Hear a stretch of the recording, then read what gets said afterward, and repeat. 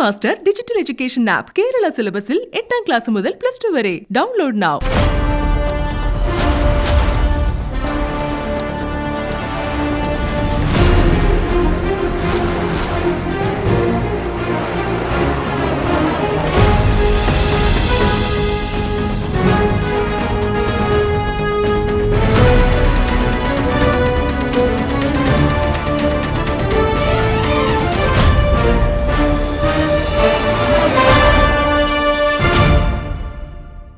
ഈ അടുത്തതായി വേദിയിലേക്ക് വരുന്നു ജോർജ് പുല്ലാട്ട്. കൂട്ടുകുടുംബത്തിന്റെ കൂട്ടിച്ചേരലുകളിൽ സ്നേഹനിധിയായ ഗൃഹനാഥനാണ് ജോർജ് പുല്ലാട്ട്. അറിവിന്റെ നിധി തേടിയുള്ള ജീവിതയാത്രയിലും അദ്ദേഹത്തിന്റെ വഴികൾ വ്യത്യസ്തമാണ്. സുരക്ഷിത ജോലിയിൽ തന്നെ ഒതുങ്ങിക്കൂടാതെ പുതിയ കർമ്മരംഗങ്ങൾ തേടി ജോർജ് പുല്ലാട്ട് കടന്നു ചെല്ലുന്നത് വെല്ലുവിളികളെ അവസരമായി കരുതുന്ന ജീവിതത്തിന്റെ കരുത്തുമായാണ്. പുരസ്കാരങ്ങളുടെ സുവർണ മുദ്രകൾ മാത്രമല്ല, customs assistant commissioner Moideen Naina ഉൾപ്പെടെയുള്ള ഔദ്യോഗിക സൗഹൃദങ്ങളുടെ ആശംസകളും പിന്തുണയുമുണ്ട് ജോർജ് പുല്ലാട്ടിന്റെ കർമ്മരംഗങ്ങളിൽ. വ്യക്തി സൗഹൃദം കൈയൊപ്പിടുന്ന സ്വകാര്യ കത്തുകളുടെ ഏറ്റവും വലിയ ശേഖരത്തിലൂടെ റെക്കോർഡ് നേട്ടങ്ങളുടെ കൂടി ഉടമയാണ് കത്തെഴുത്ത് ഒരു ഹരമായി കരുതുന്ന ജോർജ് പുല്ലാട്ട്. എഴുത്തുകാരൻ, ചിത്രകാരൻ, മജീഷ്യൻ. ജോർജ് പുല്ലാടിന്റെ ജീവിതം തന്നെ ഒരു മാജിക്കാണ്. വരികളിൽ എന്ന പോലെ വരയിലും മിഴിയും മനസ്സുമർപ്പിക്കുന്ന ജോർജ് പുല്ലാടിന്റെ ജീവിതത്തിൽ ചിത്രരചനയുടെ ഹൃദ്യവർണ്ണങ്ങൾ മാത്രമല്ല, കൃഷിപ്രേമത്തിന്റെ ഹരിത സമൃദ്ധിയുമുണ്ട്. അറിവിലും തൊഴിലിലും ഹോബികളിലും പുതിയ ഉയരങ്ങൾ കീഴടക്കുവാൻ കൊതിക്കുന്ന മനസ്സിന്റെ ചെറുപ്പവുമായി ജോർജ് പുല്ലാട് ഫ്ലവേഴ്സ് 1 കോടിയുടെ വേദിയിൽ.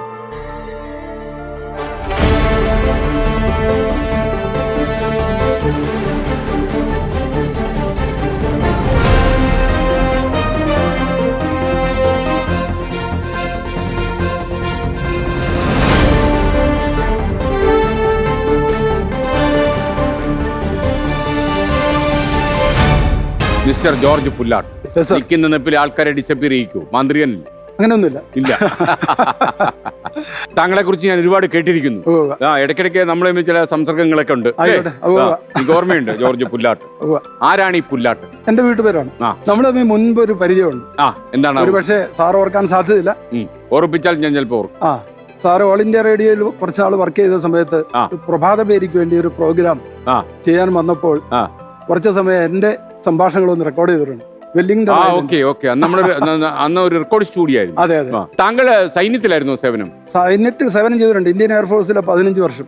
ഇന്ത്യൻ എയർഫോഴ്സിൽ? അതെ അതെ. അതായത് എന്റെ ആദ്യത്തെ ജോലി പ്രീ ഡിഗ്രിക്ക് പഠിക്കുമ്പോൾ ഇന്ത്യൻ എയർഫോഴ്സിൽ ജോലി കിട്ടി. അങ്ങനെ 15 വർഷം അവിടെ കഴിഞ്ഞു. പിന്നെ തിരിച്ചു വന്നു. ആള് നല്ല കട്ട ജവാനാണ് ആണെന്ന് പറയാം.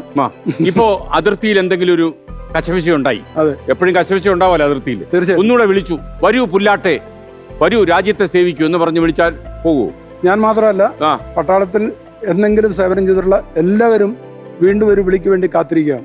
അവർ പോകും, ഉറപ്പായിട്ടും പോകും. അതാ ഫീലിംഗ് ആണ് അല്ലേ? അതെ അതെ. ഞാനിവിടെ വെറും കയ്യിൽ വന്നിരിക്കുകയാണ്. സാറിന് ഞങ്ങളുടെ പട്ടാളക്കാരെ പോലുള്ള ഞങ്ങളുടെ രാജ്യസ്നേഹം കാണിക്കാൻ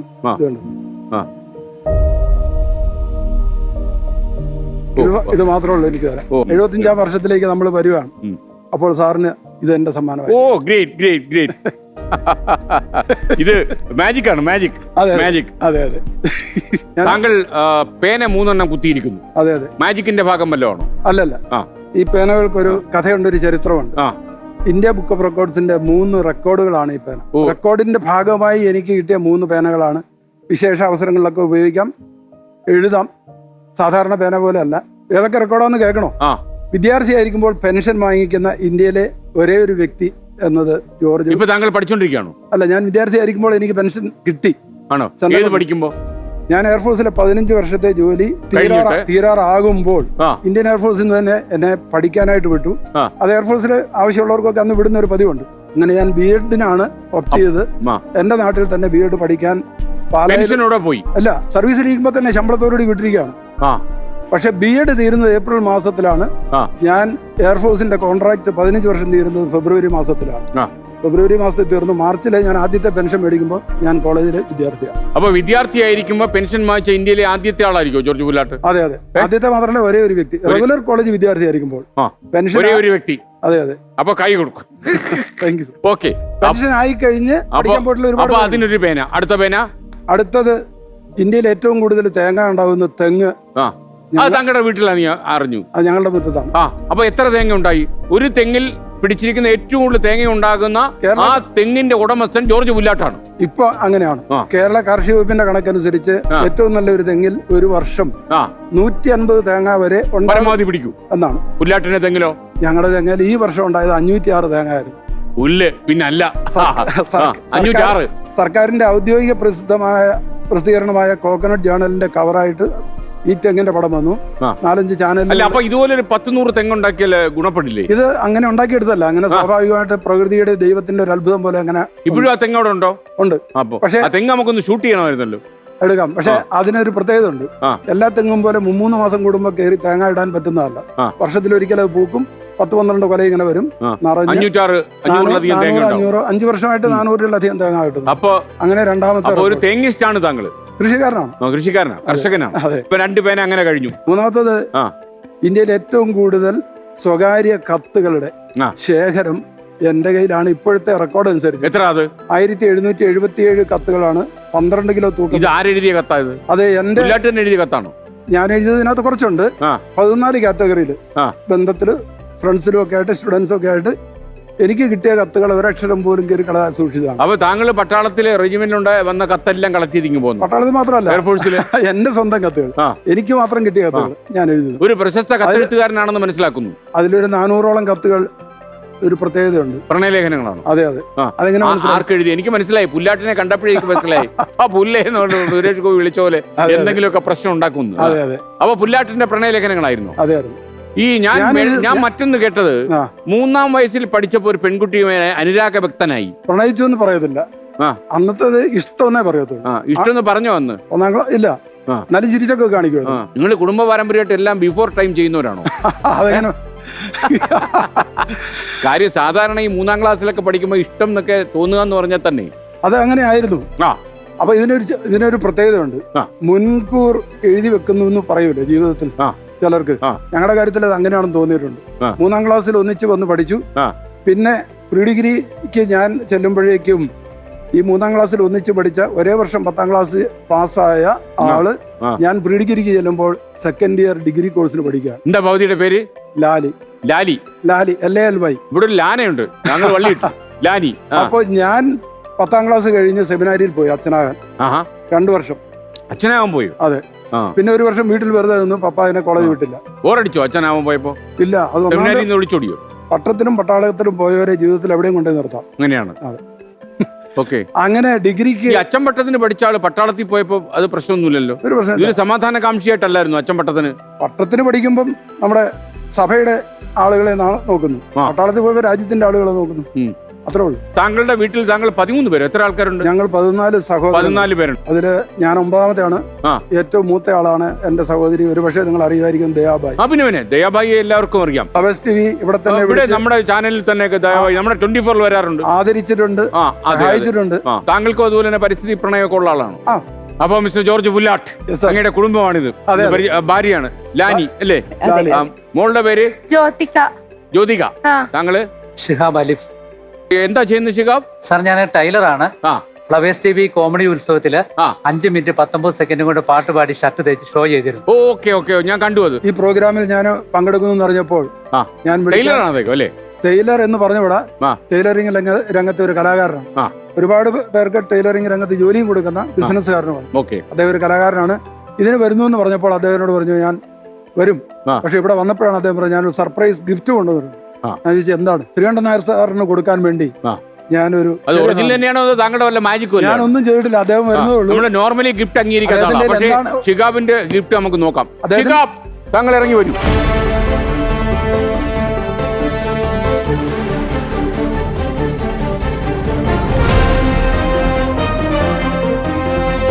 ഇതാണോ എനിക്ക് കൊണ്ടുവന്ന ഗിഫ്റ്റ് എന്ന് പറഞ്ഞാൽ?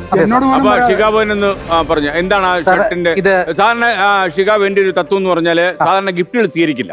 ഗിഫ്റ്റുകൾ സ്വീകരിക്കണമെങ്കിൽ നമുക്ക് പരസ്യമായിട്ട് പ്രദർശിപ്പിക്കാൻ പറ്റുന്നതായിരിക്കണം. തീർച്ചയായിട്ടും ഗിഫ്റ്റുകൾ ആൾക്കാരെ വഴിതെറ്റിക്കും എന്നാണ് ഞാൻ മനസ്സിലാക്കുന്നത്. ഇത് Okay, പറയൂ. അപ്പൊ എന്താണ് ഇതിന്റെ സാറേ ഇത് പ്രത്യേകത? ഒരു മാജിക് സൂട്ടാണ്. ഞാൻ 2 ദിവസം കൊണ്ട് സാറിന് വേണ്ടി തയ്ച്ച സ്റ്റിച്ച് ചെയ്തെടുത്താണ്. ഇത് ഈ ഒരു സൈഡ് ഇടുമ്പോൾ സാറ് 24 ഇങ്ങോട്ട് വരുന്നു, ഇങ്ങോട്ട് വരുന്നു, ക്യാമറ കാണിക്കും. 24 ഈ സൈഡ് ഇടുമ്പോൾ ഇത് 24 കോട്ടെ. ഇത് നേരെ നമുക്ക് തിരിക്കാം. തിരിച്ചിട്ടാല് ഫ്ലവേഴ്സ് 1 കോടി. അപ്പൊ ഒരു ചാനലിൽ പോകുമ്പോൾ നമുക്ക് ആദ്യം ഇതിടാം, പിന്നെ തിരിച്ചിടാം അല്ലേ? ഈ ഫ്ലോറിൽ നിന്നുകൊണ്ട് തന്നെ സാറിന് വേണം 2 കൈകാര്യം. ഓക്കെ. അപ്പൊ ഒന്ന് കാണിച്ച് ഫ്ലവേഴ്സ് 1 കോടി അല്ലേ? അപ്പൊ ഒരു കാര്യം ചെയ്യാം, 24 അല്ലേ? ആളിനെ കണ്ട് അളവെടുക്കാതെ മീഡിയയിലൂടെ കണ്ട്, ഞാൻ വർഷങ്ങളായിട്ട് മീഡിയയിലൂടെ കണ്ട് റെഡി. അപ്പൊ എന്തായാലും സൂപ്പർ. അപ്പൊ ഞാൻ ഇത് ഇട്ട് നോക്കും. ഒരു ദിവസം ഞാൻ 24 ഫ്ലവേഴ്സിൽ ഇത് ഇട്ടൊന്ന് ഇറങ്ങും. അപ്പൊ താങ്കൾ സന്തോഷം, താങ്കളുടെ ഗിഫ്റ്റ് നമ്മുടെ ഇവിടെ സൂക്ഷിച്ചു വെച്ചിട്ടുണ്ടാവും ഫ്ലവേഴ്സിലെ 24. ഓക്കെ, ഈ ഗിഫ്റ്റ് ഒരിക്കലും ഞാൻ മറക്കില്ല. കാര്യം അകവും പുറവും 2 ചാനലാക്കി മാറ്റിയ ആളാ. സാറിനെ ഞാൻ ഒരിക്കലും താങ്ക് യു. ശിഖ കോമഡി ഉത്സവത്തിൽ വന്നല്ലോ. എനിക്ക് ഒരു 2 ലൈൻ പാട്ട് പാടാം. 2 ലൈൻ എന്തിനെ കുറിച്ചാ ശിഖ? ഈശ്വരനെ തേടി ഞാൻ നടന്നു, കടലുകൾ കടന്നു ഞാൻ തിരഞ്ഞു.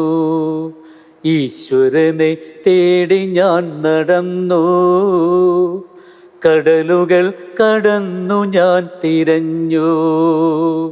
അവിടെയുമില്ലെവിടെയുമില്ലേശ്വരൻ, വിജനമായ പൂവിലുമില്ലേശ്വരൻ. Okay, thank you. Good good good. അപ്പോ കാണാം നമുക്ക്.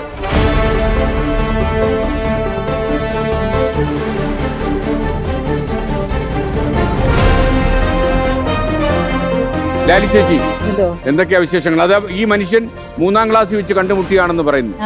സംഭവം വാസ്തവാണോ? ശരിയാണ്. തലയിലെഴുത്തെന്ന് പറഞ്ഞതാ. ഇവൻ എവിടെല്ലാം പോയി, എന്നിട്ടും അല്ലേ എയർഫോഴ്സിൽ പോയി. ഓക്കെ, അടിയും വഴക്കും ചണ്ടയില്ലാതെ മുന്നോട്ട് പോകുന്നുണ്ടോ? 40 വർഷം പോകുന്ന ഒരു കുഴപ്പമില്ല. 40 കൊല്ലം എന്നൊക്കെ പറഞ്ഞോണ്ടല്ലോ, പണം വാങ്ങിച്ച് പെട്ടിൽ വെക്കേണ്ടതാ. കാര്യം 40 കൊല്ലമൊക്കെ. ജോർജ് പുല്ലാട്ട് സാറേ, നിങ്ങളൊരു ചെറിയ മനുഷ്യനല്ല കേട്ടോ. എനിക്ക് തോന്നുന്നു ഒരു പക്ഷേ ജീവിതത്തില് എപ്പോഴെങ്കിലും ബോറടിച്ചോ? ഇതുവരെ ബോറടിക്കേണ്ട അവസരം വന്നിട്ടില്ല. പിന്നെ ഞാനൊരു സത്യസന്ധമായ പഴയ കാര്യങ്ങൾ ഓർമ്മിക്കാൻ പാടായിരിക്കും.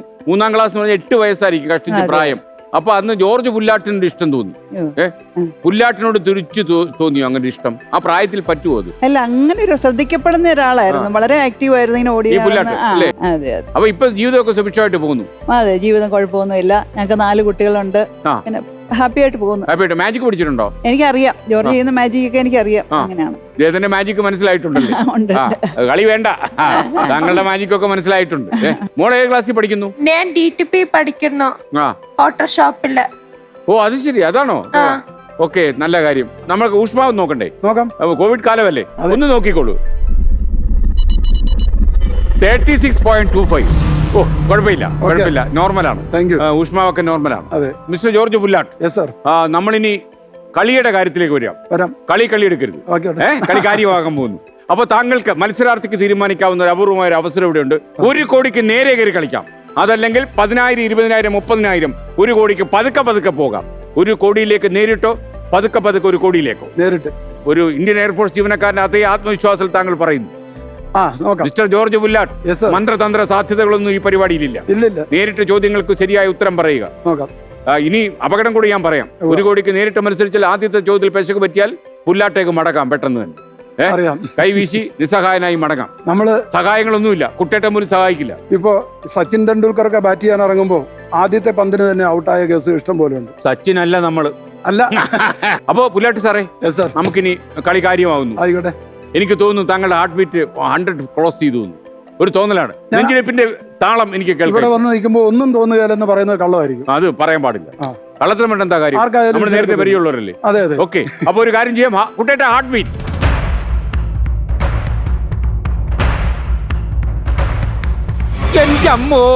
130. താങ്കള് റെക്കോർഡ് ഇട്ട് കേട്ടോ.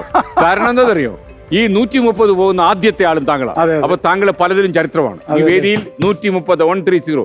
3ാം ക്ലാസ്സിൽ പഠിക്കുന്ന ഒരു പെൺകുട്ടിയെ പ്രണയിക്കാൻ ശ്രമിച്ചു എന്ന് മാത്രമല്ല, 130 ഒരു കുഴപ്പമില്ല. നന്നായി. അവിടുന്ന് അപകടം വരാതിരിക്കാനേ. പുല്ലാട്ടിനെ എനിക്ക് പേടിയില്ല, പണ്ടേ പരിചയമുള്ളതുകൊണ്ട് കുഴപ്പമില്ല. ആ പ്രഭാത പേരിയൊക്കെ എനിക്ക് ഓർമ്മയുണ്ട്. എനിക്ക് തോന്നുന്നു 130 ആയ സ്ഥിതിക്ക് ഇത്തിരി വെള്ളം കുടിച്ചാലോ. കാരണം ഈ വെള്ളം എന്ന് പറഞ്ഞാലേ ചില ഔഷധ സസ്യങ്ങളൊക്കെ ഇട്ട് ഉണ്ടാക്കിയിട്ടുള്ള വെള്ളമാണ്. അത് കുടിച്ചു കഴിഞ്ഞാല് താങ്കളുടെ ഹൃദയത്തെ ഒന്ന് ശുദ്ധീകരിച്ചത് പോകും. വിരോധമില്ല. വിരോധമില്ല. കുഞ്ഞിരാമ വാട്ടർ.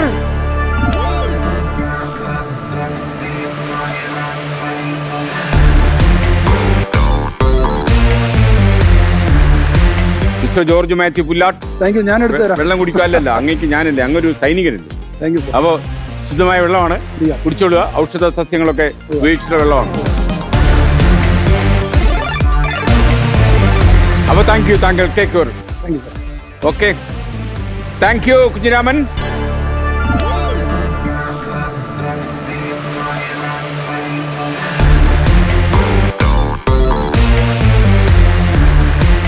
അപ്പൊ നമുക്കൊരു കാര്യം ചെയ്യാം. നമ്മുടെ ഈ 1 കോടിയിലേക്കുള്ള നേരിട്ടുള്ള മത്സരം കുറച്ച് ഉയരത്തിലാണ് നടക്കുന്നത്. ആയിക്കോട്ടെ. താങ്കൾക്ക് ഭയം ഉണ്ടോ എന്ന് ഞാൻ ചോദിക്കുന്നില്ല. കാര്യം സൈന്യത്തിൽ ജോലി ചെയ്ത ഒരാളിനെ അങ്ങനെ അങ്ങ് പേടിക്കാൻ പറ്റത്തില്ല. അപ്പോ കുട്ടേട്ട ലെവൽ 6. Level 6.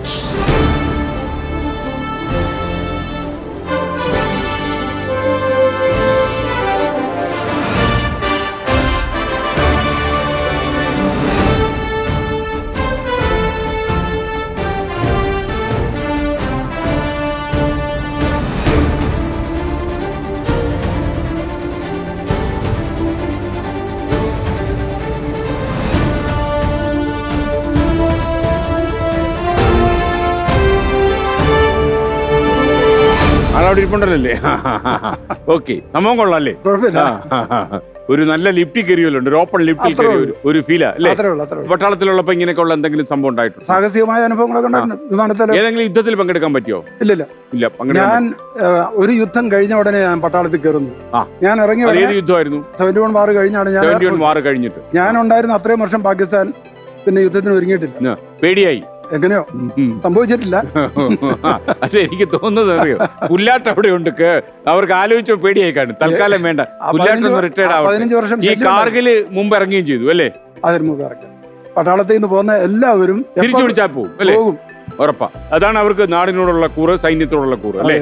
അപ്പൊ എനിക്ക് ഉള്ള ഏറ്റവും വലിയ സന്തോഷം എന്താന്ന് ചോദിച്ചാല്, ഈ പട്ടാളക്കാര് അവര് ഉണർന്നിരിക്കുമ്പോൾ നമ്മൾ ഉറങ്ങുന്നു. നമുക്ക് ഉറങ്ങാൻ പറ്റുന്നത് തന്നെ അവർ ഉണർന്നിരിക്കുന്നുണ്ട്. അതെ അതെ അല്ലേ? ഒത്തിരി ആൾക്കാർ ചോദിക്കാറുണ്ട്, പട്ടാളത്തിൽ നിങ്ങൾക്ക് എന്താ എപ്പോഴും പണി, യുദ്ധം ഇല്ലാത്തപ്പോ പണി കൊണ്ടുപോകുന്നു. യുദ്ധം ഇല്ലാത്തപ്പോ ചോദ്യം ചോദിക്കുന്നത് വിവരദോഷിയാ. അതെ, കാര്യം അവരെടുക്കുന്ന റിസ്ക് ജീവിതം കൊണ്ടുള്ള കളിയാണ്. യുദ്ധം ഉണ്ടാവാതിരിക്കാൻ വേണ്ടിയാ പട്ടാളക്കാർ എപ്പോഴും ജോലി ചെയ്യുന്നുണ്ട്. അതെ, കറക്റ്റ്. You are correct. ദയാബായിയുടെ ഗോത്രത്തിൽ ഇങ്ങനെയൊക്കെയുള്ള ആൾക്കാരല്ലേ ഉണ്ടാവാൻ പാടും. മോണിറ്റർ.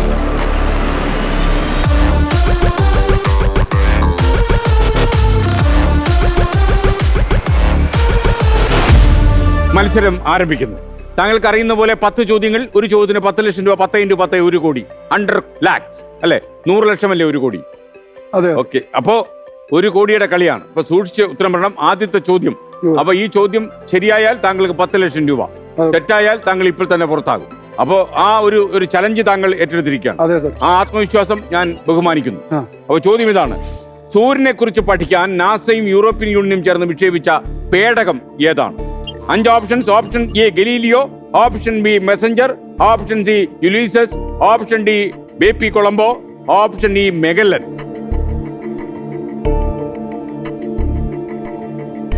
അമേരിക്കയുടെ ബഹിരാകാശ ഏജൻസി നാസ, അതും യൂറോപ്യൻ യൂണിയനും ചേർന്ന് വിക്ഷേപിച്ച പേടകം അത് ഏതാണ് എന്നാണ് ചോദ്യം. പൂട്ടിയേ പറ്റൂ. എവിടെയെങ്കിലും ഒന്ന് പൂട്ടണം. ആലോചിച്ച് പൂട്ടണം. കാര്യം ഒന്നുകിൽ പുറത്താകും അല്ലെങ്കിൽ അകത്താകും. Only 2 options. Option B, messenger. പൂട്ടിയോ? പൂട്ടാതെ രക്ഷയില്ലല്ലോ. പൂട്ടി. അപ്പൊ ഓപ്ഷൻ ബി മെസ്സഞ്ചർ പൂട്ടിയിരിക്കുന്നു. ഇനി നമ്മൾ ചോദിക്കുന്നത്, ഈ മെസ്സഞ്ചർ എന്ന് പറയാൻ കാരണം എന്താണ്? എന്തെങ്കിലും ലോജിക്ക് മനസ്സിലുണ്ടോ? 2 രാജ്യങ്ങൾ അല്ലെങ്കിൽ 2 ശക്തികൾ ഒന്നിച്ച് ചേർന്ന് എടുത്ത ഒരു തീരുമാനമായിരിക്കും.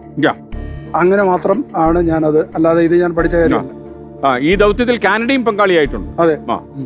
അപ്പോ സൂര്യനെ കുറിച്ച് പഠിക്കാൻ നാസയും യൂറോപ്യൻ യൂണിയനും ചേർന്ന് വിക്ഷേപിച്ച പേടകം മെസ്സഞ്ചർ ആണ് എന്നാണ് താങ്കൾ പറഞ്ഞിരിക്കുന്നത്. അതെ. ഇത് ശരിയായിരിക്കുമോ? കൂട്ടി നമ്മള് കൂട്ടി ശരിയായിരിക്കും എന്ന് വിചാരിക്കുകയാണ്. താങ്കൾ സാധാരണ ഇങ്ങനെയുള്ള സന്നിഗ്ധ ഘട്ടങ്ങളിലൊക്കെ തന്നെ ആരെയാ വിളിക്കുന്നത്? ദൈവത്തിന്റെ അനന്തമായ ഒരു ഏത് ദൈവത്തിലാണ് താങ്കൾ കൂടുതൽ വിശ്വാസം? ഒറ്റ ദൈവമുള്ളൂ. ഏതാണത്? എന്നെ സംബന്ധിച്ച് ദൈവത്തിന് ഓരോരുത്തരും പേരിട്ടിരിക്കുന്നു. എന്നെ സംബന്ധിച്ച് ഒരു ദൈവം എന്ന് പറയുന്നത്, നമുക്ക് ഒരു ദൈവം, ഒറ്റ ദൈവമേ ഉള്ളൂ. ഉള്ളൂ. ആ ദൈവത്തെ വിളിച്ചോ? വിളിച്ചു. അതെ. അവിടുന്ന് വിളി കേട്ടോ? കേട്ടെന്ന് ഞാൻ വിചാരിക്കുന്നു. ആ, ഒന്നുകിൽ 1 കോടി അല്ലെങ്കിൽ മുണ്ടുകോടി. അതെ. അപ്പൊ ഏതാണെന്നുള്ളത് നമുക്ക് തീരുമാനിക്കാം. അതെ. മിസ്റ്റർ ജോർജ് മാത്യു പുല്ലാട്ട്, സൂര്യനെ കുറിച്ച് പഠിക്കാൻ നാസയും യൂറോപ്യൻ യൂണിയനും സംയുക്തമായി അയച്ച ബഹിരാകാശ പേടകത്തിന്റെ പേര് മെസഞ്ചർ എന്നാണ് താങ്കൾ പറഞ്ഞത്. അതെ. താങ്കൾ പറഞ്ഞ ഉത്തരം തെറ്റാണ്. മെസഞ്ചർ ബുധനെ കുറിച്ച് പഠിക്കാൻ വേണ്ടി അയച്ചതാണ്. യഥാർത്ഥത്തിൽ ശരിയായ ഉത്തരം യുലീസസ് ആണ്. അപ്പൊ വളരെ നിർഭാഗ്യകരമായ ഒരു അന്തരീക്ഷമാണ്. പക്ഷേ ഒരുപാട് പരാജയങ്ങളിൽ നിന്ന് പാഠം പഠിച്ചൊരു സൈനികനല്ലേ ഇങ്ങനെയൊക്കെ സംഭവിക്കല്ലോ. അതെ, ഇതൊക്കെ പുല്ലാണ്, പുല്ലാട്ടുന്നു അല്ലേ എന്ന് വേണമെങ്കിൽ പറയാം. വെറും ഗ്രാസ്. ഞാൻ ഉദ്ദേശിക്കാതെ പ്രതീക്ഷിക്കാതെ ഇവിടെ വരെ വന്നല്ലോ അല്ലേ, അത് ചെറിയ കാര്യമല്ല. 1990 ഒക്ടോബർ 6-ാം തീയതിയാണ് ഇത് വിക്ഷേപിച്ചത്. 18 കൊല്ലം ഇത് സേവനമനുഷ്ഠിച്ച് ഇത് അവസാനിച്ചു. അപ്പോ വെരി സോറി. കുഴപ്പമില്ല. നിർഭാഗ്യം. സന്തോഷം. എനിക്ക് തോന്നുന്നത് താങ്കളെടുത്ത സാഹസികത കൊണ്ട് പ്രയോജനം ഉണ്ടായില്ലെങ്കിലും താങ്കളുടെ ധൈര്യം പ്രകടിപ്പിക്കാൻ പറ്റും. അതെ. നമുക്ക് പിരിയാൻ സമയമാകുന്നു. പിന്നെ അപ്പൊ നമ്മൾ ഇനി അങ്ങ് താഴോട്ട് പോയാലോ? കുട്ടേട്ട ലെവൽ 1. Level 1.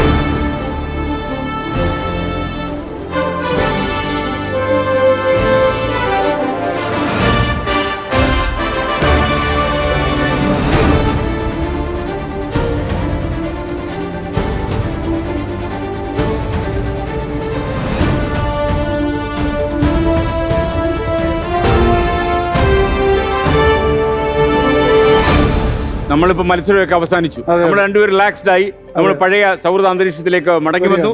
ആദ്യം നമ്മൾ സംസാരിച്ച പോലെ തന്നെ ചോദ്യം ചോദിക്കുന്ന മുമ്പ് ഉള്ള അവസ്ഥയായി. അപ്പൊ നമുക്ക് ഇപ്പൊ ഹാർട്ട് അങ്ങനെ അടിക്കുന്നു നോക്കിയാലോ? ഹൃദയത്തിന്റെ ഓരോ കളി നമുക്കൊന്ന് മനസ്സിലാക്കണം. അപ്പൊ ഹാർട്ട് ബീറ്റ് കുറഞ്ഞിട്ടുണ്ടാവും. ഉണ്ടാവും.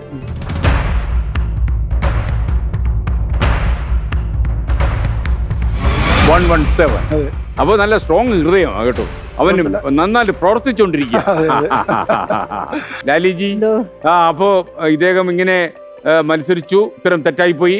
അപ്പോ വിഷമുണ്ടോ? ഇല്ല. അതൊക്കെ പ്രതീക്ഷിച്ച് തന്നെ. ഭർത്താവിന്റെ കാലടികളെ അതേപോലെ പിന്തുടരുന്ന ആളാണോ?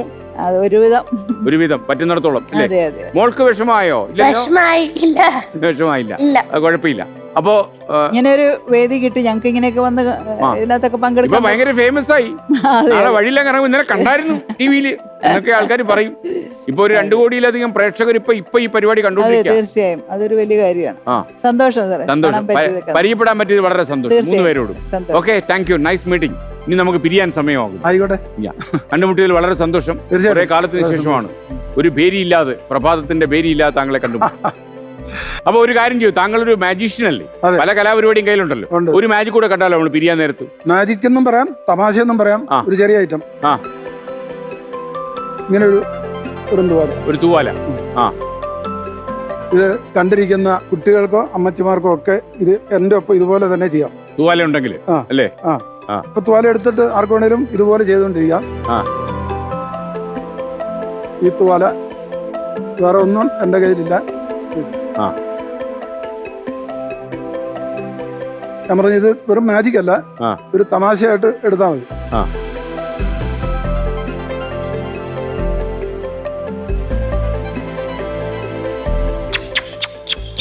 ഇതിന് സൗണ്ട് ഉണ്ടല്ലോ. എന്തൊരു ജീവിയുടെ ലക്ഷണമുണ്ടോ? സാറൊന്ന് പതുക്കെ ഒന്ന് തൊടാവുന്ന നോക്കൂ.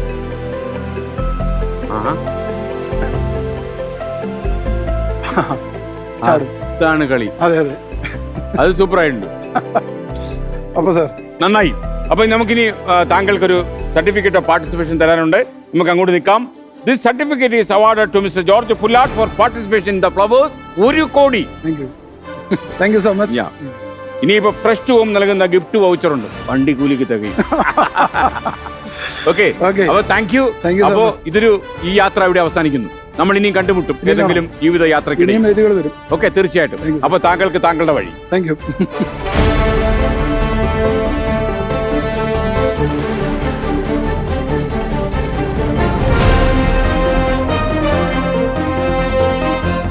പണ്ടേതോ ഒരു ചലച്ചിത്ര ഗാനരചയിതാവ് പാടി, സ്വപ്നങ്ങൾ ഒരു വഴിയെ, അതിനെ പിടിച്ചു നടത്തുന്ന കാലം മറ്റൊരു വഴിയെ. ഇപ്പോഴും അങ്ങനെയാണ്. നമ്മൾ സ്വപ്നം കാണുന്നത് പോലെയൊന്നും മത്സരവേദിയിൽ നടക്കണമെന്നില്ല. അപ്പൊ ഇനി നമുക്ക് മറ്റൊരു മത്സരാർത്ഥി നമ്മുടെ വേദിയിലേക്ക് വരുന്നു. ആരായിരിക്കും അടുത്ത മത്സരാർത്ഥി? Look at the profile.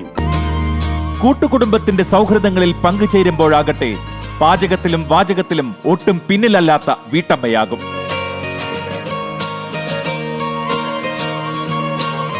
വിശ്വാസത്തിന്റെ വെളിച്ചവും അറിഞ്ഞും പറഞ്ഞും നേടിയ അറിവുകൾ പകർന്നു നൽകിയ ആത്മവിശ്വാസവുമായി ഫ്ലവേഴ്സ് 1 കോടിയുടെ വേദിയിലെത്തുന്നു സ്വന്തം ബിസിനസ് സംരംഭം സ്വപ്നം കാണുന്ന മെറിൻ മത്തായി എന്ന വീട്ടമ്മ.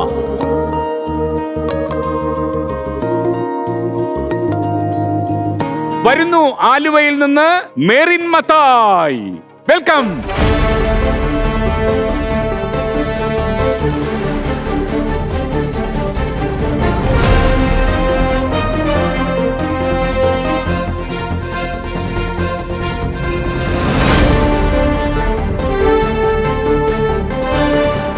മെറിൻ മത്തായി. ആരാണ് ഈ മത്തായി? എന്റെ പപ്പയാണ്. പപ്പയോ? ബോസ്, എന്താണ് കുട്ടേട്ടാ? ആ കുട്ടി എന്ത് ആക്ഷനാണ് കാണിച്ചത് ഇപ്പോൾ? ഒന്നുകൂടെ കാണാൻ കുട്ടേട്ടന് ആഗ്രഹം തോന്നുന്നു. ഉണ്ട്. ഈ അടുത്ത സമയത്തായി പെൺകുട്ടികളെ കാണുമ്പോൾ കുട്ടേട്ടൻ ഇങ്ങനെയുള്ള ചീത്ത വിചാരങ്ങളൊക്കെ ഉണ്ടാകുന്നു. ഇങ്ങനെയുള്ള ആക്ഷൻ എന്റെ മെമ്മറിയിൽ ഇല്ലല്ലോ സാർ. ഓക്കെ, അപ്പൊ ഒരു കാര്യം ചെയ്യ്. എന്താണ് ആ കാണിച്ച ആക്ഷൻ മെറിൻ മത്തായി? അതാണ് പുള്ളിക്ക് മനസ്സിലായില്ല. അത് കാര്യം പുള്ളി ഒരു വികാര ജീവികളല്ല. മനസ്സിലായില്ല. Flying kiss. You search the memory. Okay, Merin Mathai. അതുപോലെ മെറിൻ മത്തായി അവിടെ വന്നപ്പോ വേറെ എന്തോ ഒരു ഐറ്റം കാണിച്ചല്ലോ. ഇങ്ങനെ എന്തോ അതിന്റെ മാസ്റ്റർ പീസ് സ്റ്റെപ്പാണ് സർ. സ്റ്റെപ്പാണോ?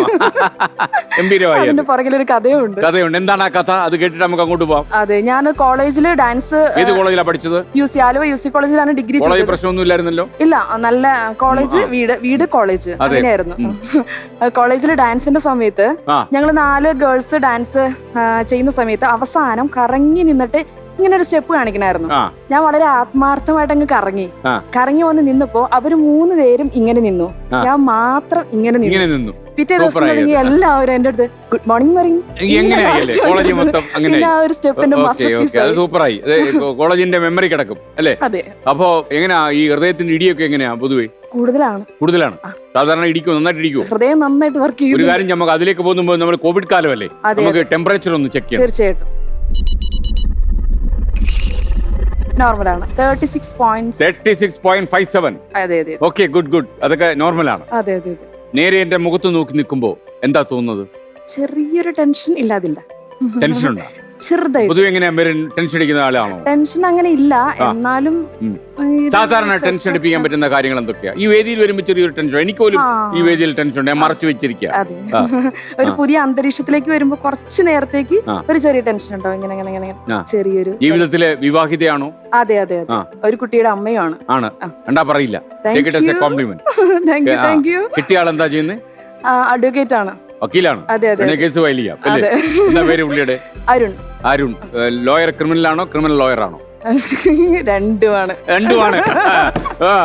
അല്ലേ? ക്ലവറായിട്ട് നിന്നോണോ എന്നാണ് അല്ലേ? ഓക്കെ. അപ്പൊ കൂടെ വന്നവരെയൊക്കെ ഒന്ന് പരിചയപ്പെടുത്തിയാലോ? ഫസ്റ്റ് ഹസ്ബൻഡ് ആണ് റൈറ്റ് സൈഡിൽ ഇരിക്കുന്നത്. ഇദ്ദേഹത്തെ വെച്ചോണ്ടാണോ നമ്മൾ ലോയർ ക്രിമിനൽ ആണോ? അരുൺ അല്ലേ? അഡ്വക്കേറ്റ് അരുൺ. ഹൈക്കോർട്ടാണോ പ്രാക്ടീസ് ചെയ്യുന്നത്? എവിടെ? രണ്ടിടത്തും. ഓക്കെ. അങ്ങ് പപ്പയുടെ പേരെന്താ? മത്തായി. ഈ മെറിന്റെ മത്തായി.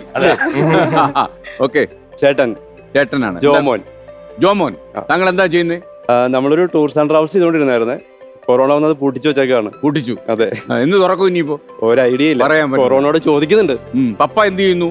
അപ്പൊ ഞാൻ ഇപ്പൊ ഫസ്റ്റായിട്ടിരിക്കണോ, കൃഷിപ്പണിക്ക് ആയിരുന്നു. ഇപ്പൊ കൊച്ചു കുട്ടികളുണ്ട്, അവരെയൊക്കെ നോക്കി സന്തോഷമായിട്ട് ജീവിക്കുന്നു. ഓക്കെ. കൃഷി ഉണ്ടായിരുന്നു അല്ലേ? കൃഷി ഉണ്ടായിരുന്നു. മെറിൻ ഒരു കോഫി ടേസ്റ്റർ ആവാൻ തീരുമാനിച്ച. കോഫി ടേസ്റ്റ് ചില ആൾക്കാർക്ക് അറിയാം എന്താണ് പരിപാടി എന്നുള്ളത്. ഈ അറിയാത്തവർക്കായിട്ട് എന്താണ് കോഫി ടേസ്റ്റ്? കോഫി ടേസ്റ്റിംഗ് എന്ന് പറഞ്ഞാൽ നമ്മുടെ ഇപ്പോ വേൾഡിൽ നോക്കിക്കഴിഞ്ഞാൽ ഓയിലിന്റെ തൊട്ട് താഴെ നിൽക്കുന്നത്, അതായത് സെക്കൻഡ് പൊസിഷനിൽ എക്സ്പോർട്ടിംഗ് ഇമ്പോർട്ടിംഗ് നടക്കുന്ന ഒരു പ്രോഡക്റ്റ് ആണ് കോഫി എന്ന് പറയുന്നത്. അപ്പൊ നമുക്കത് പലർക്കും അറിയില്ല. നമ്മള് കോഫി അധികം ആളുകൾ കുടിക്കുന്നില്ല. അപ്പൊ ഇത്രമാത്രം എക്സ്പോർട്ട് ചെയ്യുന്നുണ്ടോ ഇമ്പോർട്ട് ചെയ്യുന്നുണ്ടോ എന്ന് അധികം ആർക്കും അറിയില്ല.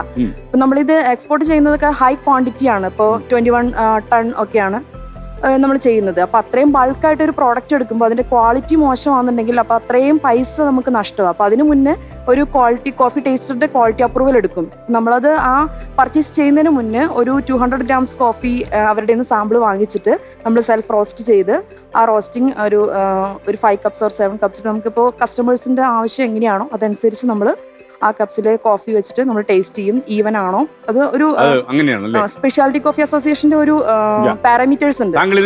ഇതിന്റെ പേര് വല്ല ബിസിനസ് തുടങ്ങി? ബിസിനസ് ഞാൻ പബാറ്റോ കോഫി കൺസൾട്ടൻസി എന്ന് പറഞ്ഞ് ഞാൻ രജിസ്റ്റർ ചെയ്തിട്ടുണ്ട്. പണി തുടങ്ങിയോ? പണി തുടങ്ങാനായിട്ട് എനിക്ക് ചെറിയ ഫണ്ടിന്റെ ഒക്കെ ആവശ്യമുണ്ട്. അപ്പോഴാണ് സാറ് മാലാഖയെ പോലെ വന്നത്. അത് പ്രതീക്ഷ വന്നത്. കോഫി കൃഷി കൊള്ളാം അല്ലേ? താങ്കൾ നന്നായിട്ട് സംസാരിക്കുന്നു. ഒരു കക്ഷി വീട്ടിൽ കയറി വന്നാൽ അവർ കൺഫ്യൂഷൻ ആവുമല്ലോ, ആരാണ് വക്കീലെന്ന്. ഇത് പലരും പറയാറുണ്ട്. കാര്യം അരുണ എനിക്ക് ഒരു സാധു പ്രകൃതം. അപ്പൊ ഇത് ലോ പോയിന്റ്സ് പറയല്ലേ, അതുകൊണ്ട് ഈടെ ഉള്ളി 3 കേസ് തോറ്റു. അങ്ങനെയാണ്. Law points എടുക്കാറുണ്ടോ? അപകടമല്ലേ? ഇടയ്ക്കെടുക്കും അല്ലേ? കാരണം എന്താ പറയുക, സാമാന്യ യുക്തി ഇതിനകത്ത് വർക്ക് ചെയ്യുമല്ലോ ചിലപ്പോൾ ലോ പോയിന്റ്സിൽ. അപ്പോൾ എന്നാലും ലോ പോയിന്റ് ഇസ് ഡിഫറെന്റ്, അതെനിക്കറിയാം. അപ്പൊ മെറിൻ, ഈ ആട് കണ്ടുപിടിച്ച പാനീയമാണ് കോഫി എന്ന് പറയുന്നത്, യാഥാർത്ഥ്യം ഉണ്ടോ? തീർച്ചയായിട്ടും. അങ്ങനെയാണോ? ആട് കണ്ടുപിടിച്ചാണോ? അതെ, ആട് കണ്ടുപിടിച്ചു. അതിന്റെ പിന്നിലൊരു സ്റ്റോറി ഉണ്ട്. അത് എത്യോപ്യയില് ഒരു ആട്ടിടയന്മാര് അവരിങ്ങനെ ആടിനെ വെച്ച് നടക്കുന്ന സമയത്ത് ഒരു ദിവസം ആട് ഇങ്ങനെ കിടന്ന് ഡാൻസ് കളിക്കുന്ന കണ്ടു. അപ്പൊ ഇവർക്ക് ഇത് എന്താണ് ആ ആടിന് പറ്റിയേ എന്ന് ചിന്തിച്ചു. പിറ്റേ ദിവസം ഇത് ആവർത്തിച്ചു. അങ്ങനെ 2-3 വട്ടം ആവർത്തിച്ചപ്പോഴാണ് ഇത് ശ്രദ്ധിച്ചു തുടങ്ങിയപ്പോ ഇവര് കണ്ടു, ഒരു കാട്ടിൽ നിൽക്കുന്ന ഒരു ചെടിയുടെ ഇല കഴിച്ചിട്ടാണ് ഈ ആട് കിടന്ന് തുള്ളുന്നതെന്ന് അവർക്ക് മനസ്സിലായി. അപ്പൊ ഇവർ ആ സാധനം എടുത്ത് ആ ഇല കൊണ്ടുവന്ന് അരച്ച് അതിന്റെ നീര് അവർ കഴിച്ചു തുടങ്ങി. അങ്ങനെ കഴിച്ചു നോക്കിയപ്പോ അവർക്കും അതൊരു എനർജറ്റിക് ഡ്രിങ്ക് ആയിട്ട് അവർക്കും തോന്നി. അങ്ങനെ അതുകൊണ്ടാണ് ഈ ആട് കണ്ടുപിടിച്ച പാനീയം എന്ന് പറയാൻ കാരണം. ആ ഇല പിന്നീട് കാപ്പിക്കുരുവിലേക്ക് വന്നു. ആ കുരു പലതരം പ്രോസസ്സുകൾ നടത്തി ഇപ്പൊ നമ്മുടെ കാപ്പിച്ചീനോ ഒക്കെ ആയിട്ട് നമ്മുടെ ടേബിളിൽ ഇരിക്കുന്നു. ഒരുപക്ഷെ ഈ ഫ്ലവേഴ്സ് 1 കോടിയിൽ നിന്ന് ഈ വിളി വന്നപ്പോ മെറിൻ ആദ്യം ആലോചിച്ചത് 1 കോടി സമ്പാദിച്ച് വീട്ടിൽ എന്ത് ചെയ്യണമെന്നാണ്? എന്റെ പബ്ബാറ്റേനെ എസ്റ്റാബ്ലിഷ് ചെയ്ത് വലിയ സ്ഥാപനം, അതൊക്കെ സ്വപ്നം കണ്ടാണ് ഉറങ്ങുന്നത്. പിന്നെ തീർച്ചയായിട്ടും. അത് എത്ര കൊല്ലത്തെ പദ്ധതിയാ? എന്ന് വരുമെന്നാ? അത് പദ്ധതി എത്ര പെട്ടെന്ന് ക്യാഷ് കിട്ടുന്ന അത്രയും പെട്ടെന്ന് തുടങ്ങും. കാരണം എന്നേക്കാൾ ഈ കാശുള്ളൊരു കാര്യം ഉണ്ടല്ലോ, പക്ഷെ ഐഡിയ എന്റെ അല്ലല്ലോ ഇരിക്കുന്നത്. അപ്പൊ ഈ പ്രോഗ്രാം ഒക്കെ കണ്ടിട്ട് ഇത് നല്ല ഐഡിയ ആണോ എന്ന് വിചാരിച്ച് ആരെങ്കിലും കമ്പനി തുടങ്ങുന്നതിന് മുന്നേ എനിക്ക് കമ്പനി തുടങ്ങണം. അതെ, വല്ല നിക്ഷേപകരും വരുമെന്ന ധാരണ അല്ലേ? ഞാൻ നിക്ഷേപകരെ 2-3 പേരെ സമീപിച്ചു. തീർച്ചയായിട്ടും. എന്റെ ഉള്ളിലൊരു ബിസിനസ് വുമൻ ഉണ്ടെന്ന് എന്നെ എപ്പോഴും പ്രൊമോട്ട് ചെയ്തുകൊണ്ടിരിക്കുന്ന അരുണാണ്. അരുണിന്റെ മനസ്സിൽ എന്താ ഉള്ളത്? അരുണിന്റെ മനസ്സിൽ അതിനുശേഷം ലീഗൽ മാനേജറായിട്ട് അരുണിന്റെ ബുദ്ധി എന്താ? താങ്കൾ ഒരു സ്ഥാപനം തുടങ്ങി, ആ സ്ഥാപനമൊക്കെ വളർന്ന് അതിന്റെ ലീഗൽ അഡ്വൈസറായി ഫുൾ ടൈം വീട്ടിലിരിക്കാനുള്ള പരിപാടി. ചെറിയൊരു ബുദ്ധി. അങ്ങനെയാണോ? നേരത്തെ പ്ലാൻ ഇട്ട് കൊടുത്തിട്ടുണ്ട്. അപ്പൊ അതേ മിക്കവാറും കൊച്ചി തുടങ്ങത്തില്ല അല്ലേ? ഓക്കെ, അപ്പൊ വളരെ സന്തോഷം. അപ്പൊ നമുക്കിനി മത്സരത്തിലേക്ക് കടന്നാലോ? എന്നെ ആദ്യമായിട്ടുള്ള ചോദ്യം, അതായത് 1 കോടിയിൽ നേരിട്ട് മത്സരിക്കണോ? അത് ഈ ഒരുപക്ഷെ ടെലിവിഷനിലെ തന്നെ ക്വിസിംഗ് കോമ്പറ്റീഷനിൽ ആദ്യ പരിപാടിയായിരുന്നു. നമ്മളിപ്പോ ഇത്രയും നാൾ എന്റെ ഗ്രോത്ത് ഞാൻ ചിന്തിച്ചത് സ്ലോ ആയിട്ടായിരുന്നു. പടി ഫാസ്റ്റ് ആയിട്ട് പോകുന്നുള്ളതാണ്. അതെ, ഇതുവരെ സമയമായിട്ട് ഒന്നും എത്തിയില്ല. അപ്പൊ ഒരു ഷോർട്ട് കട്ട് പിടിച്ചാലോ എന്ന്. കുറുക്കു വഴി അപകടങ്ങൾ ഉണ്ടാക്കില്ലേ? അതെ, നമ്മള് പറയാറുണ്ടല്ലോ, എന്താ നമ്മള് നല്ല വഴിയിലേക്കുള്ള, നല്ല ലക്ഷ്യത്തിലേക്കുള്ള പാത ഇടുങ്ങിയതും മുള്ളികൾ നിറഞ്ഞതുമാണെന്ന്. എന്തായാലും ലക്ഷ്യം ആണല്ലോ നമുക്ക് പ്രധാനം. ഓക്കെ, മാർഗം ലക്ഷ്യത്തെ സാധൂകരിക്കുന്നു. അതെ, ഒരു കാര്യം ചെയ്യാം. അപ്പൊ പറഞ്ഞതിന് അർത്ഥം താങ്കൾ 1 കോടിക്ക് നേരിട്ട് മത്സരിക്കാൻ തീരുമാനിച്ചു. ചലഞ്ച് ഏറ്റെടുക്കാമെന്നാണ്. വീട്ടിൽ പറഞ്ഞിട്ടാണോ വന്നത്? വീട്ടിൽ പറഞ്ഞോന്ന് ചോദിച്ചു കഴിഞ്ഞാൽ മത്തായി സാർ എന്ത് പറഞ്ഞു? മത്തായി സാറ് അത് എന്റെ തീരുമാനത്തിലേക്കാണ് തന്നിരിക്കുന്നത്. നിനക്ക് എന്ത് തോന്നുന്നു? ഈ മകളുടെ തീരുമാനം ശരിയാണോ മത്തായി സാറേ? ഏതെടുക്കണ തീരുമാനം ശരിയാണ്. നേരൊഴിക്ക് പോകണമെന്ന് മാത്രമേ ഉള്ളൂ. അത്രേ ഉള്ളൂ. 1 കോടിക്ക് നേരിട്ട് മത്സരിക്കുന്ന Merin Mathai, the coffee taster അല്ലേ? അപ്പൊ കോഫി ടേസ്റ്റ് ഒരു വലിയ കലയാണെന്ന് തെളിയിക്കാനുള്ള സ്ഥാപനം തുടങ്ങാൻ വേണ്ടി ഈ 1 കോടി ഉപയോഗിക്കാമെന്ന ധാരണയിൽ താങ്കൾ മത്സരിക്കാൻ ഇറങ്ങുന്നു. അതെ അതെ, എല്ലാ ആശംസകളും. All the best Merin Mathai. അപ്പോ നമുക്ക് മത്സരത്തിലേക്ക്, കളരിയിലേക്ക് ഇറങ്ങിയാലോ? കളരിയിലേക്ക് അംഗം കച്ചമുറുക്കിയോ? അംഗം കച്ചമുറുക്കി. എന്താ ക്യൂസ് പരമ്പര ദൈവങ്ങളാണ്, അമ്മയാണ്, ഓപ്ഷൻ പരമ്പര ഗുരുക്കളാണ് സാറിന് ഞാൻ വെല്ലുവിളിക്കുന്നു. അംഗത്തട്ടിൽ 1 കോടി. അതെ, അതായത് അതിന്റെ അർത്ഥം എന്താ? എന്നെ കോടി പതപ്പിച്ച് കിടത്തി 1 കോടി കൊണ്ടുപോകുന്നതാണ്. അങ്ങനെയാണല്ലോ അതിന്റെ അർത്ഥം. Okay, no issue, you go ahead. നമ്മൾ ആരംഭിക്കുന്നു. ഭയമില്ലല്ലോ? ഇല്ല. അപ്പോ മെറിൻ അറിയാവുന്നതുപോലെ ഈ ആകാശത്ത് വെച്ച മത്സരം, നമ്മുടെ താഴെയല്ല മത്സരം. 1 കോടിക്ക് നേരിട്ട് കളിക്കുന്നവർ നമ്മൾ 6ാമത്തെ ലെവലിലേക്ക് പോകും. മറ്റേ തന്നെ 1, 2, 3, 4 എന്ന് പോകും. ഇത് 6ാമത്തെ ലെവലിലേക്ക് ഒറ്റ പോക്ക്. കുട്ടേട്ടാ, 6th ലെവൽ. ലെവൽ 6.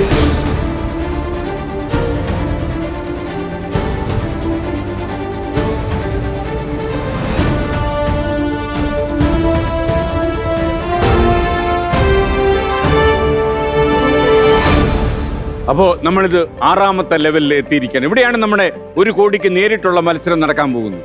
അപ്പൊ ഇനി നമ്മൾ മത്സരത്തിലേക്ക് കയറാമല്ലോ? Okay, you are okay? Okay അല്ലേ? ഓക്കെ ആണ്. ഡബിൾ ഓക്കെ ആണ്. റെഡി.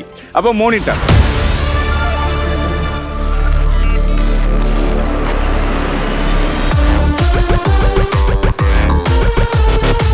നമ്മൾ ആദ്യത്തെ ചോദ്യത്തിലേക്ക് കടക്കുന്നു. 10 ലക്ഷം രൂപയ്ക്കുള്ള ചോദ്യമാണ്. 10 ചോദ്യങ്ങൾ 10 ലക്ഷം വഴി 1 കോടി എന്നാണ്. ചോദ്യം ഇതാണ്: ഏഷ്യയിലെ ആദ്യത്തെ വനിതാ ന്യൂറോ സർജൻ എന്നറിയപ്പെടുന്നത് ആരാണ്? ഓപ്ഷൻസ് ഇതാണ്. Option A doctor Savitra Srivastava, option B doctor Amrit Kapoor, option C doctor Kadambini Ganguly, option D doctor Sharada Menon, option E doctor TS Kanaka. ഇതിലേതാണ് ഏഷ്യയിലെ ആദ്യത്തെ വനിതാ ന്യൂറോ സർജൻ എന്നറിയപ്പെടുന്ന ആൾ? ഇന്ത്യയിലെയും ആദ്യത്തെ വനിതാ ന്യൂറോ സർജനാണ്. ഒരു പാട്ട് കേൾക്കുന്നു. ഒരു പാട്ട് കേൾക്കുന്നു. അവനവൻ കുരുക്കുന്ന കുരുക്കടിച്ചെടുക്കുമ്പോ ആ പാട്ട് അറിയാം. അത് കേൾക്കുന്നുണ്ടോ? അപ്പൊ ഒരുപാട് കുരുക്കൾ അഴിച്ചെടുത്ത ന്യൂറോ സർജന്റെ പേരാ ഞാൻ ചോദിച്ചത്. മെറിൻ മത്തായി എന്ന് ഗുലുമാലി പിടിച്ചതെന്നാണ് അല്ലേ? തീർച്ചയായിട്ടും ചെറുതായിട്ട് ഗുലുമാലി പിടിച്ചോ എന്നൊരു ഡൗട്ട്. ഓപ്ഷൻ എനിക്ക് ഡൗട്ട് ഉണ്ട്. ഞാൻ കറക്കി കുത്താൻ നോക്കാം. കറക്കി കുത്താൻ താങ്കൾ തീരുമാനിക്കും? കറക്കാതെ കുത്താൻ പറ്റുമോ? ഇല്ല, പണ്ട് തുടങ്ങി നമ്മൾ 1 2 3 4 5 6 7 8 9 10 10 വീട്ടിൽ കള്ളം കയറി പഞ്ചസാര കട്ടെടുത്തു, കുട്ടപ്പൻ ചേട്ടൻ തോക്കെടുത്തു, ടേ ടേ ടേ. അങ്ങനെയാണ് അതെ, അങ്ങനെയാണ് നമ്മൾ കറക്കി കുത്തുന്നത്. എത്ര പരീക്ഷയുടെ കടമ ഇങ്ങനെ കുട്ടപ്പൻ ചേട്ടന്റെ തോക്കെടുപ്പായിട്ട് പൊട്ടിച്ചിട്ടുണ്ട് ഉണ്ടല്ലേ? ഓക്കെ, നന്നായി. Option D doctor Sharada Menon. Option D doctor Sharada Menon എന്നാ പറഞ്ഞത്. കൂട്ടാമോ?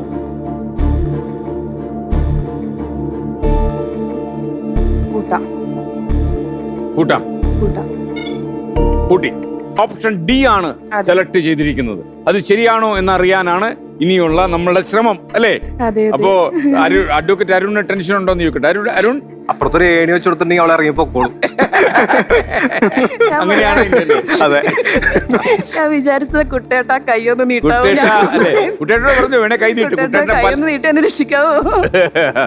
അപ്പോ സാധാരണ ഇത് ഇങ്ങനെയൊക്കെയുള്ള കാര്യങ്ങൾ കറക്കി കുത്തിയാൽ ശരിയായിട്ടുണ്ടോ? എല്ലാ സിറ്റുവേഷനിലും ശരിയായിട്ടില്ല. നമ്മുടെ യൂണിവേഴ്സിറ്റി എക്സാമിനും അല്ലാത്ത എക്സാമിനും ഒന്ന് തെറ്റിക്കഴിഞ്ഞാൽ പ്രശ്നമില്ലല്ലോ. ഇത് തെറ്റിയാൽ 1 കോടിയാ. ഇതാണ് പ്രശ്നം. ഇതിന്റെ റിസ്ക് അങ്ങനെയാണ്. മാത്രമല്ല ഈ എപ്പിസോഡിന്റെ ആദ്യം മത്സരിച്ച 2 പേർക്കും ചുവട് പിഴച്ചു. മരണത്തെ വിശ്വാസിയാണോ? വിശ്വാസിയാണോ എന്ന് ചോദിച്ചാൽ ഞാൻ പണ്ട് അന്ധമായി വിശ്വസിച്ചിരുന്ന ആളാണ്. അന്ധവിശ്വാസിയായിരുന്നു. അന്ധത പോയി, ഇപ്പൊ എനിക്ക് വിശ്വാസമുണ്ട്. അത് കല്യാണം കഴിച്ചതിന് ശേഷമാണോ അന്ധത മാറി? അല്ല, ബുദ്ധി വെച്ച പിന്നെ ബുദ്ധി വെച്ചു. ബുദ്ധിമതിയാണ്. അപ്പൊ ബുദ്ധിമതിയാണെന്ന് അത് എനിക്ക് അഡ്വക്കേറ്റ് അരുണോട് ചോദിച്ചാല് സാക്ഷ്യപ്പെടുത്താൻ പറ്റും. അദ്ദേഹം പറയും ഈ ബുദ്ധി വൈഭവത്തിന്റെ കഥയൊക്കെ, അല്ലേ? അപ്പോ താങ്കൾ പറഞ്ഞ ഉത്തരം എന്റെ മുഖത്തുനിന്ന് വായിച്ചെടുക്കാൻ പറ്റുമോ? വായിച്ചെടുക്കാൻ പറ്റുമോ? എന്റെ മുഖത്തുനിന്ന് വായിച്ചെടുക്കാൻ പറ്റുമോ? ഭയങ്കര കഴിവോ? ഒന്നും പറ്റുന്നില്ല. പറ്റുന്നില്ലേ? ഇല്ല. ഇത്തിരി മനഃശാസ്ത്രമൊക്കെ അറിയാവുന്ന ആളല്ലേ താങ്കൾ? ഇല്ല, മനഃശാസ്ത്രം തീരെ അറിയില്ല. പെണ്ണ് കാണാൻ വന്നപ്പോ ഇതേ നല്ലവനാണെന്ന് പഠിച്ചായിരുന്നല്ലോ. ഞങ്ങളുടെ ലവ് മാരേജ് ആയിരുന്നു. ലവ് മാരേജ് ആയിരുന്നു. പെണ്ണ് കാണേണ്ട കാര്യമില്ല. നേരത്തെ കണ്ടതാണല്ലേ? നേരത്തെ കണ്ടതാണോന്ന് ചോദിച്ചാൽ ഞങ്ങൾ ഫേസ്ബുക്കിൽ. നിങ്ങൾ എങ്ങനെയാ പരിചയപ്പെട്ടത്? അത് ഞങ്ങൾ UC കോളേജിൽ പഠിച്ച സമയത്ത് എന്റെ സീനിയർ ആയിരുന്നു അദ്ദേഹം. പക്ഷേ ഇദ്ദേഹത്തിന്റെ കൂട്ടുകാരനാണ് എന്നെ പ്രപ്പോസ് ചെയ്തത്. കൂട്ടുകാരൻ പ്രപ്പോസ് ചെയ്ത് പറയാൻ വന്നാണോ ഇദ്ദേഹം? പുള്ളിക്കാരനെ അറിയത്തില്ല, പുള്ളിനെ ഞാൻ കണ്ടിട്ടില്ല. പുള്ളിയുടെ കൂട്ടുകാരനെ മാത്രമേ ഞാൻ അറിയുള്ളൂ. പിന്നെ ഒത്തിരി വർഷങ്ങൾക്ക് ശേഷം ഫേസ്ബുക്കിൽ എനിക്കൊരു മെസ്സേജ് അയച്ചു. അപ്പൊ മെസ്സേജ് അയച്ചപ്പോ ഇന്നാക്കടെ ഫ്രണ്ട് അല്ലേ, ഓ അപ്പൊ അവനെ മാത്രമേ അറിയുള്ളൂ അല്ലേ എന്ന് ചോദിച്ചു. പിന്നെ ഞങ്ങള് സംസാരിച്ച് ചാറ്റ് ചെയ്തു, പിന്നെ ഫ്രണ്ട്സ് ആയി. പിന്നെയാണ്. എത്ര കാലം പ്രണയിച്ചു നടന്നു? ഒരു 2 വർഷം. മത്തായി സാർ ഇടപെട്ടോ? മത്തായി സാറിനോട് ഞാൻ അവസാനം പറഞ്ഞപ്പോ ഓക്കെ കുഴപ്പമില്ല. മത്തായി സാർ വീട്ടിൽ അറിഞ്ഞോ ഇത്? ഞാൻ അറിയിച്ചു. ഉത്തരവാദപ്പെട്ട ഒരു പിതാവ് എന്നുള്ളതില് വാളെടുത്തോ കയ്യില്? ഇല്ല. സമാധാനമുള്ള പിതാവ്. നന്നായി അല്ലേ? ഓക്കെ. അപ്പൊ ഇങ്ങനെയുള്ള പിതാക്കന്മാരെയാണ് ആവശ്യം. മകള് പറഞ്ഞ വഴിയെ നടന്നു. അപ്പൊ ഇപ്പൊ മത്തായി സാറിന് ടെൻഷൻ ഒന്നും ഇല്ലല്ലോ? ഇല്ല. മോള് പറഞ്ഞ ഉത്തരത്തിൽ മാത്രമേ ടെൻഷൻ ഉള്ളൂ. അപ്പോ ഡോക്ടർ ശാരദ മേനോൻ എന്നാണ് ഉത്തരം പറഞ്ഞിരിക്കുന്നത്. അപ്പോ ശരിക്കും താങ്കൾ പറഞ്ഞ ഉത്തരം താങ്കൾ പറഞ്ഞ ഉത്തരം തെറ്റാണ്. ഡോക്ടർ ശാരദ മേനോൻ ഇന്ത്യയിലെ ആദ്യത്തെ വനിതാ സൈക്കാട്രിസ്റ്റ് ആണ്. ശരി ഉത്തരം ഡോക്ടർ TS കനക. അവരാണ് ഏഷ്യയിലെ ആദ്യത്തെ വനിതാ ന്യൂറോ സർജൻ, ഇന്ത്യയിലെയും ആദ്യത്തെ വനിതാ സർജൻ. എനിക്ക് തോന്നുന്നു അവര് തമിഴ്നാട് ആണെന്ന് തോന്നുന്നു. അപ്പോ കഥ ഇവിടെ അവസാനിക്കുന്നു. എനിക്ക് സത്യം പറഞ്ഞാൽ മെറിൻ മത്തായിയുടെ ഈ ചടുലമായ സംഭാഷണം കണ്ട് ഞാൻ കുറച്ച് നേരം ഇത് കേൾക്കാം എന്ന് വിചാരിച്ചു. കാര്യം ഈ ഓറൽ ഡയറിയെ ബാധിച്ചവർ എനിക്ക് ഇഷ്ടമാണ്. ആണല്ലേ? അപ്പൊ തീർച്ചയായിട്ടും നമുക്ക് കുറച്ച് സംസാരിച്ചു. കാരണം ഇത് നാവിന് വയറിളക്കം പിടിച്ചു എന്നൊക്കെ ആൾക്കാർ പറയും. എന്നോട് നാടകാചാര്യൻ എൻ പിള്ളച്ചേട്ടനോട് ഒക്കെ പറഞ്ഞു നിങ്ങളുടെ അസുഖം വെർബൽ ഡയറിയ. അപ്പൊ ഇത് ശരിക്കും ഈ വെർബൽ ഡയറിയ ബാധിച്ച ആൾക്കാർ ഇങ്ങനെ സംസാരിച്ചുകൊണ്ടേയിരിക്കും. അവരുടെ നാവ് ഉളുക്കത്തില്ല അല്ലെ? എപ്പോഴെങ്കിലും നാവ് ഉളുക്കിയിട്ടുണ്ടോ? ഇല്ല, നാവ് ഉളുക്കിയിട്ടില്ല. ഭക്ഷണം കഴിക്കുമ്പോ കയറി കടിച്ചിട്ടുണ്ടെന്നല്ലാതെ നാവ് ഉളുക്കിയിട്ടില്ല. ഈ ഉറങ്ങുമ്പോഴല്ലാതെ ബാക്കി എല്ലാ സമയവും സംസാരിക്കുന്നുണ്ടാവും അല്ലേ? ഉറങ്ങുമ്പോഴും സംസാരിക്കാറുണ്ട്. അയ്യോ, ഈ മനുഷ്യന്റെ അവസ്ഥ അഡ്വക്കേറ്റ് അരുൺ വിചാരിക്കുന്നത് തന്നെ അവസ്ഥയാണല്ലേ? ഉറക്കത്തിൽ സംസാരമുണ്ടോ? ഉറക്കുമ്പോ സംസാരിക്കും. അത് ഉറക്കത്തിൽ സംസാരിക്കും എന്നറിയാം. പക്ഷെ ഞാൻ ഉറക്കത്തിൽ പറയുന്ന എല്ലാ കാര്യങ്ങളും മനുഷ്യനനുസരിക്കും. അതല്ലേ, അതാണ് ഏറ്റവും വലിയ പ്രശ്നം. അതെ, അൺകോൺഷ്യസ് മൈൻഡിൽ എന്നെ ഭയങ്കര അനുസരണയാണ് ഞാൻ. അതല്ല, അൺകോൺഷ്യസ് മൈൻഡിൽ നിന്ന് പുറപ്പെടുവിക്കുന്ന വചനങ്ങളൊക്കെ കറക്റ്റ് ആയിരിക്കും. സബ് കോൺഷ്യസ് മൈൻഡ് എങ്ങനെ ഉണ്ട് അദ്ദേഹത്തിന്റെ? സ്ട്രോങ് ആണോ? അത് ഇതുവരെ എനിക്ക് കിട്ടിയിട്ടില്ല. പിടിച്ചെടുക്കണം. അവിടെയാണ് കാര്യങ്ങൾ. അതൊരു നിലവറയാ. പല ആൾക്കാരുടെയും സബ് കോൺഷ്യസ് മൈൻഡ് ആണ് അപകടം ഉണ്ടാക്കുന്ന ചിലരൊക്കെ പറയും. അപ്പൊ വളരെ സന്തോഷം.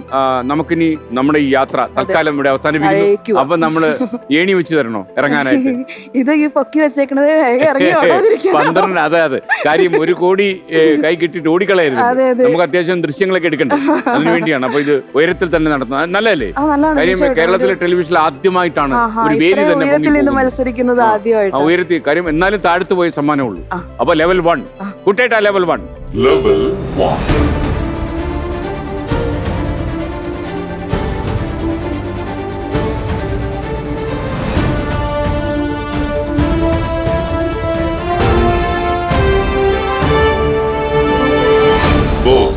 യെസ് കുട്ടേട്ട.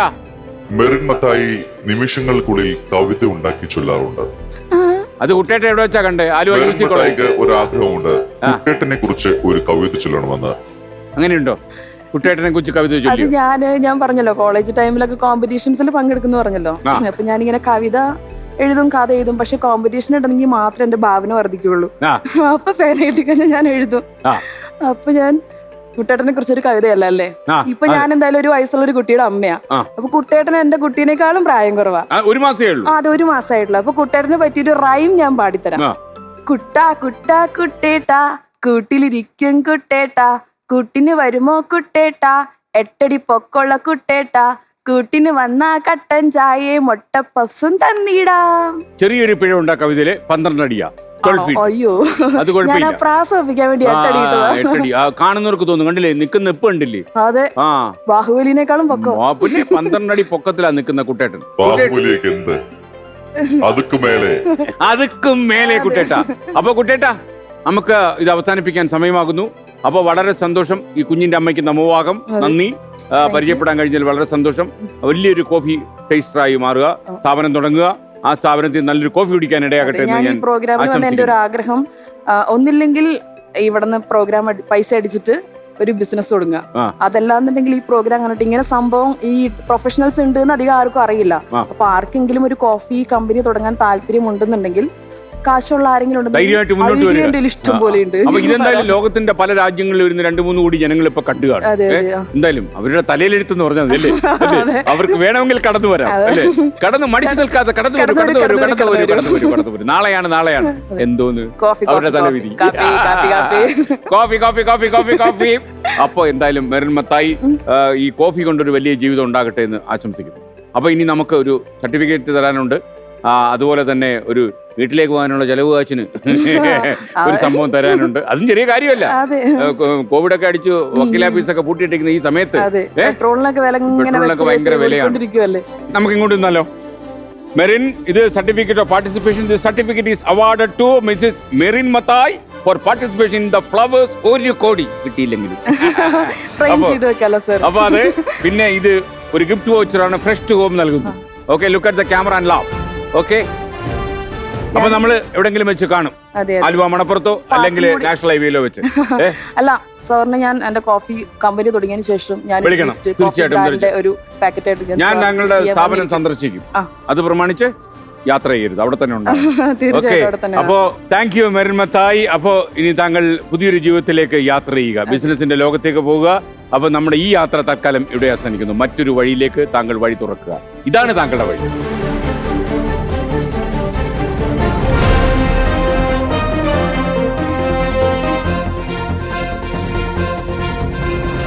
ഫ്ലവേഴ്സ് 1 കോടിയിലെ ചോദ്യങ്ങളും ഉത്തരങ്ങളും ഇവിടെ അവസാനിക്കുന്നില്ല. ഈ ബ്രഹ്മാണ്ഡ വേദിയിൽ കളി ഇനി അടുത്ത എപ്പിസോഡിൽ. മറ്റു മത്സരാർത്ഥികളും മറ്റു വിഷയവും മറ്റു സംവാദവുമായി വരും അടുത്ത എപ്പിസോഡിൽ. Good bye.